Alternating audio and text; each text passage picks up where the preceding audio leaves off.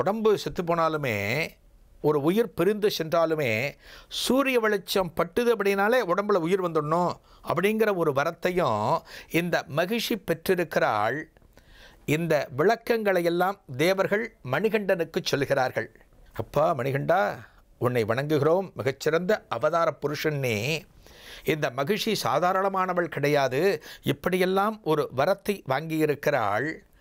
எனவே இவளை சம்ஹாரம் எப்படி செய்ய வேண்டுமென்றால் அந்த இடத்தில் சூரிய வெளிச்சமே படக்கூடாது என்கிற தகவலையும் மணிகண்டனுக்கு சொல்கிறார்கள். அப்படிப்பட்ட நிலையில் இந்த மணிகண்டன் இந்த மகிஷியை எங்கே எடுத்துட்டு போய் சம்ஹாரம் பண்ணுறார் அப்படின்னா, சூரிய வெளிச்சமே வராத ஒரு இடத்திற்கு, அதாவது அந்தரத்திற்கு சென்று விண்ணுலகத்திற்கு சென்று இந்த மகிஷியை சம்ஹாரம் செய்கிறாராம். இந்த மகிஷியை மேலே எடுத்துட்டு போய் மணிகண்டன் சம்ஹாரம் செய்கிறார். சம்ஹாரம் செய்த பிறகு இறந்த உடல் இறந்து போச்சு. சூரிய வெளிச்சம் மேலே கிடையாது.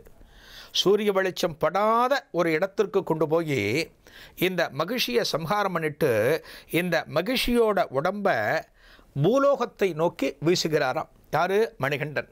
இந்த மகிஷியோட உடல் எங்கே விழுந்தது தெரியுமா? இந்த பந்தள தேசத்திற்கு உட்பட்ட ஒரு இடம். அந்த இடத்துக்கு பேர் அலசா. அங்கே என்ன ஓடுறது? அழுதை நதி என்கிற நதி ஓடிக்கொண்டிருக்கிறது. இன்றைக்கும் பெரிய பாதையில் செல்கின்ற அன்பர்கள் இந்த அழுதை நதியை கடந்து செல்ல வேண்டும். அந்த பகுதியில்தான் இந்த உடலானது விழுந்ததாம்.